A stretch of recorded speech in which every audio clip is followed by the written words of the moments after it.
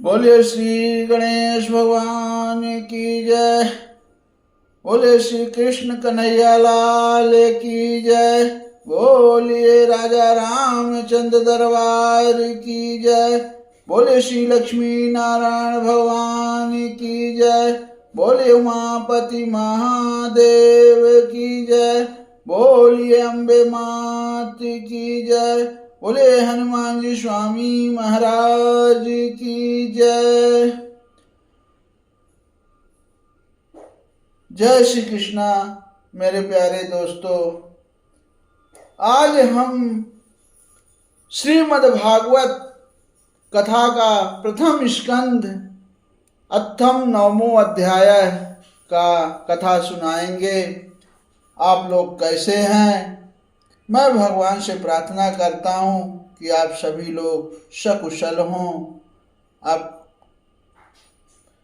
आप सभी को भगवान खुश रखे, स्वस्थ रखे, मैं यही प्रार्थना करता हूँ। तो हमारे पीछे के पाठ में आप लोग ने सुना होगा कि जब गर्भ में उत्तरा के गर्भ में परीक्षित थे, तब उस समय अश्वत्थामा ने ब्रह्मास्त्र छोड़ा था कि पांडवों का सर्वनाश कर दूं, कोई वंश ही ना रहे। जो एक गर्भ में था उसको भी मारना चाहा, लेकिन जहाँ स्वयं भगवान प्रभु श्री हरि नारायण हो तो उसका कोई बाल बांका नहीं कर सकता। तो भगवान जब श्री कृष्ण वहां से हस्तिनापुर से जाने लगे तो माता कुंती ने बहुत सुंदर प्रार्थना की है। वो प्रार्थना अगर आप लोग सुने हो तो अच्छी बात है, नहीं तो हमारा पीछे 8वां अध्याय का पाठ आप लोग जरूर सुनना। कथा बहुत सुंदर स्तुति की है। अब आज हम 9वां अध्याय, इसमें युधिष्ठिर जी भीष्म जी के पास जाना और भगवान श्री कृष्ण की स्तुति करते हुए भीष्म जी का प्राण त्याग करना। बहुत अच्छी कथा अभी यहाँ आने वाली है। युधिष्ठिर महाराज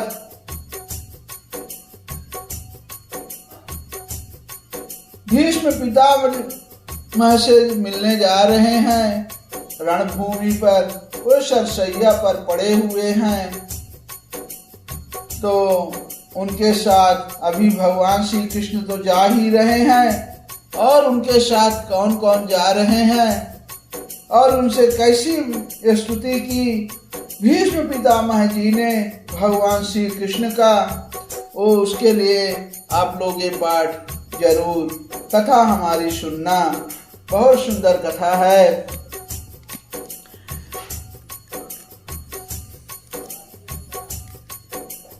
सूत जी कहते हैं, इस प्रकार राजा युधिष्ठिर प्रजा दोष से भयभीत हो गए। फिर सब धर्मों का ज्ञान प्राप्त करने की इच्छा से उन्होंने कुरुक्षेत्र की यात्रा की। जहां भीष्म पितामह सरसैया पर पड़े हुए थे, शौनकादि ऋषियों उस समय उन सब भाइयों ने स्वर्ण जटित मतलब सोने से मढ़ा हुआ पूरा रथों पर, जिनमें अच्छे अच्छे घोड़े जुटे हुए सवार थे, मतलब उन रथ पर सवार थे, सवार होकर अपने भाई युधिष्ठिर का अनुगमन किया। उनके साथ व्यास जी, धौम्य जी आज ब्राह्मण भी थे। शौनक जी कह रहे हैं, अर्जुन के साथ भगवान श्री कृष्ण भी रथ पर चढ़कर चले। उन सब भाइयों के साथ महाराज युधिष्ठिर जी की ऐसी शोभा हुई मानो यक्षों से घिरे हुए स्वयं कुबेर जी ही जा रहे हों। आपने अनुचरों और भगवान श्री कृष्ण के साथ वहां जाकर पांडवों ने देखा कि भीष्म पितामह स्वर्ग से गिरे हुए देवता के समान पृथ्वी पर पड़े हुए हैं। उन लोगों ने उन्हें प्रणाम किया। शौनक जी उसी समय भरतवंशियों के गौरव रूप भीष्म पितामह को देखने के लिए सभी ब्रह्मर्ष, देवर्ष व राजर्ष वहां आए हैं।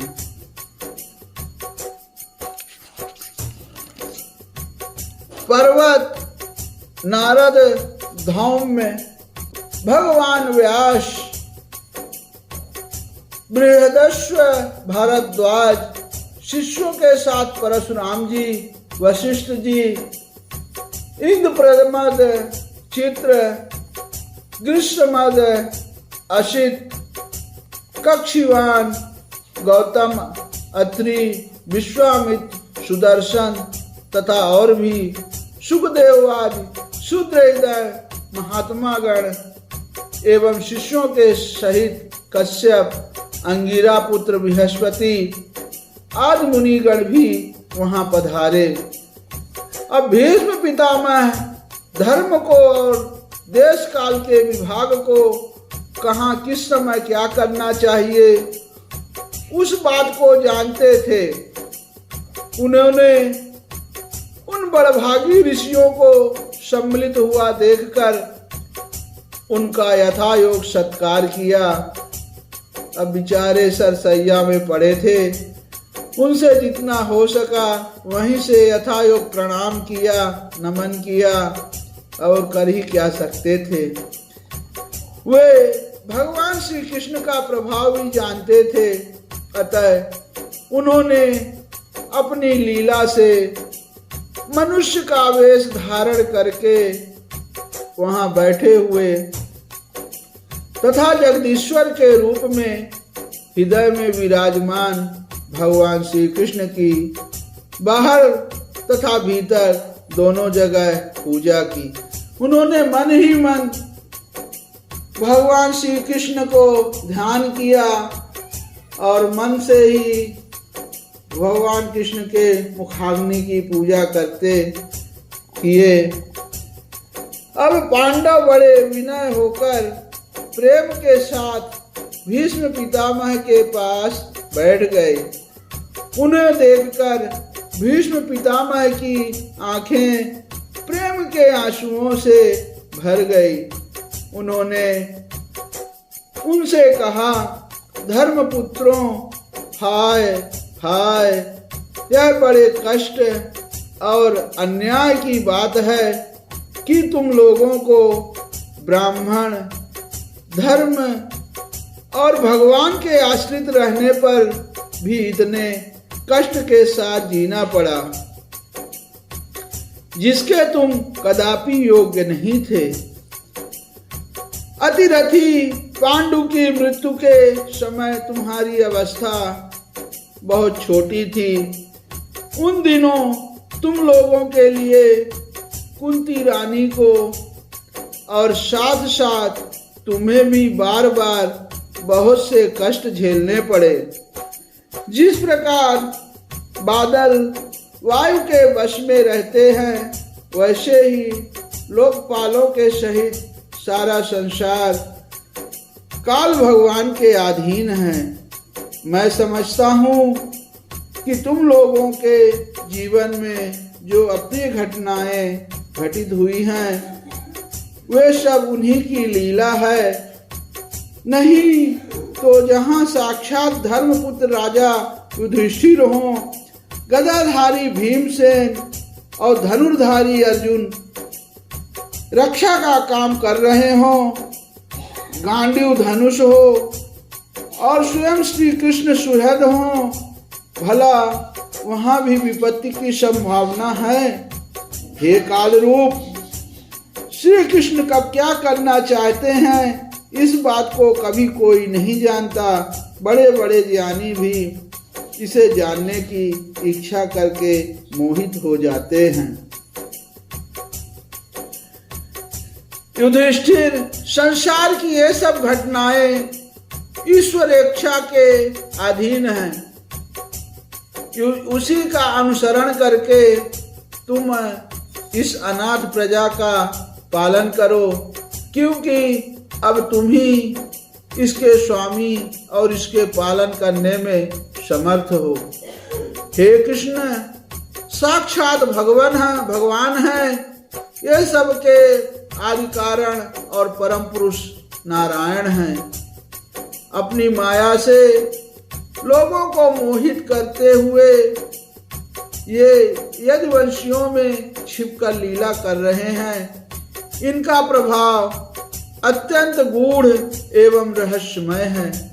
युधिष्ठिर, उसे भगवान शंकर, देवर्षि नारद और स्वयं भगवान कपिल ही जानते हैं, जिन्हें तुम अपना मामेरा भाई, प्रिय मित्र और सबसे बड़ा हितु मानते हो, तथा जिन्हें तुमने प्रेमवश अपना मंत्री, दूत और सारथी तक बनाने में संकोच नहीं किया है, वे स्वयं परमात्मा हैं। ऐसा भीष्म पितामह जी बोल रहे हैं, युधिष्ठिर को समझा रहे हैं। इन सर्वात्मा, समदर्शी, अद्वितीय, अहंकार रहित और निष्पाप परमात्मा में उन ऊंचे नीचे कार्यों के कारण कभी किसी प्रकार की विषमता नहीं होती। युधिष्ठिर, इस प्रकार सर्वत्र सम होने पर भी देखो तो सही, वे अपने अनन्य प्रेमी भक्तों पर कितनी कृपा करते हैं। यही कारण है कि ऐसे समय में, जबकि मैं अपने प्राणों का त्याग करने जा रहा हूँ, इन भगवान श्री कृष्ण ने मुझे साक्षात दर्शन दिया है। भगवत परायण योगी पुरुष भक्ति भाव से इनमें अपना मन लगाकर और वाणी से इनके नाम का कीर्तन करते हुए शरीर का त्याग करते हैं और कामनाओं से तथा कर्म के बंधन से छूट जाते हैं। वही देवदेव भगवान अपने प्रसन्न हास्य और रक्त कमल के समान अरुण नेत्रों से, उल्लसित मुख वाले चतुर्भुज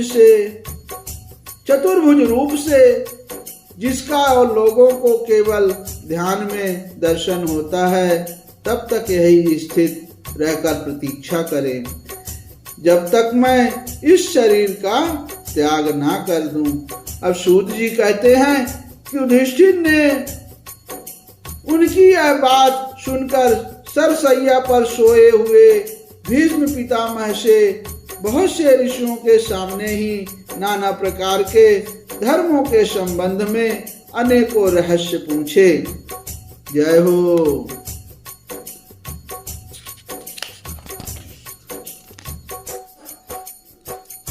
तब तत्ववेता भीष्म पितामह ने वर्ण और आश्रम के अनुसार पुरुष के स्वाभाविक धर्म और वैराग्य तथा राग के कारण विभिन्न रूप से बतलाए हुए निर्वृत्ति और प्रवृत्ति रूप द्विविध धर्म, दान धर्म, राज धर्म, मोक्ष धर्म और स्त्री धर्म और भगवत धर्म, इन सब का अलग अलग संक्षेप और विस्तार से वर्णन किया। शौनक जी कह रहे हैं, इनके साथ ही धर्म, अर्थ, काम और मोक्ष, इन चारों पुरुषार्थों का तथा इनकी प्राप्ति के साधनों का अनेक उपाख्यान और इतिहास सुनाते हुए विभागशः वर्णन किया है। भीष्म पितामह इस प्रकार धर्म का प्रवचन कर ही रहे थे कि वह उत्तरायण का समय आ पहुंचा, जिसे मृत्यु को अपने अधीन रखने वाले भगवत परायण योगी लोग चाहा करते हैं। उस समय हजारों रथियों के नेता भीष्म पितामह ने वाणी का संयम करके मन को सब ओर से हटाकर अपने सामने स्थित आदि पुरुष भगवान श्री कृष्ण में लगा दिया। भगवान श्री कृष्ण के सुंदर चतुर्भुज विग्रह पर उस समय पीतांबर फहरा रहा था। भीष्म जी की आंखें उसी पर एकटक लग गई। उनके शास्त्रों की चोट से जो पीड़ा हो रही थी वह तो भगवान के दर्शन मात्र से ही तुरंत दूर हो गई तथा भगवान की विशुद्ध धारणा से उनके जो कुछ अशुभ शेष थे वे सभी नष्ट हो गए। अब शरीर छोड़ने के समय उन्होंने अपनी समस्त इंद्रियों के वृत्ति विलास को रोक दिया और बड़े प्रेम से भगवान की स्तुति की। अब देखिए यहाँ भीष्म पितामह जी ने भगवान श्री कृष्ण की बहुत सुंदर स्तुति की है, आप लोग जरूर सुने। कह रहे हैं कि अब मृत्यु के समय में अपनी यह बुद्धि जो अनेक प्रकार के साधनों का अनुष्ठान करने से अत्यंत शुद्ध एवं कामना रहित हो गई है, यदुवंश शिरोमणि अनंत भगवान श्री कृष्ण के चरणों में समर्पित करता हूँ, जो सदा सर्वदा अपने आनंदमय स्वरूप में स्थित रहते हुए ही कभी विहार करने की लीला करने की इच्छा से प्रकृति को स्वीकार कर लेते हैं, जिससे यह सृष्टि परंपरा चलती है। जिनका शरीर त्रिभुवन सुंदर एवं श्याम तमाल के समान सांवला है, जिस पर सूर्य रश्मियों के समान श्रेष्ठ पीतांबर लहराता रहता है और कमल सदृश मुख पर घुंघराली अलके लटकती रहती हैं, उन अर्जुन सखा श्री कृष्ण में मेरी निष्कपट प्रीति हो। मुझे युद्ध के समय की उनकी वह विलक्षण छवि याद आती है।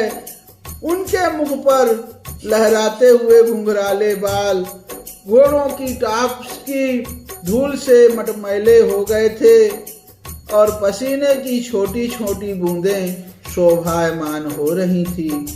मैं अपने तीखे बाणों से उनकी त्वचा को बींध रहा था। उन सुंदर कवच मणि भगवान श्री कृष्ण के प्रति मेरा शरीर अंतःकरण और आत्मा समर्पित हो जाए। अपने मित्र अर्जुन की बात सुनकर जो तुरंत ही पांडव सेना और कौरव सेना के बीच में अपना रथ ले आए और वहां स्थित होकर जिन्होंने अपनी दृष्टि से ही शत्रु पक्ष के सैनिकों की आयु छीन ली, उन पार्थ सखा भगवान श्री कृष्ण में मेरी परम प्रीति हो। अर्जुन ने जब दूर से कौरवों की सेना के मुखिया हम लोगों को देखा तब पाप समझकर वह अपने स्वजनों के वध से विमुख हो गया। उस समय जिन्होंने गीता के रूप में आत्मविद्या का उपदेश करके उसमें उसके सामायिक अज्ञान का नाश कर दिया, उन परम पुरुष भगवान श्री कृष्ण के चरणों में मेरी प्रीत बनी रहे। मैंने प्रतिज्ञा कर ली थी कि मैं श्री कृष्ण को शस्त्र ग्रहण कराकर छोड़ूंगा। उसे सत्य एवं ऊंची करने के लिए उन्होंने अपनी शस्त्र ग्रहण न करने की प्रतिज्ञा तोड़ दी। उस समय वे रथ से नीचे कूद पड़े और सिंह जैसे हाथी को मारने के लिए उस पर टूट पड़ता है, वैसे ही रथ का पहिया लेकर मुझ पर झपट पड़े।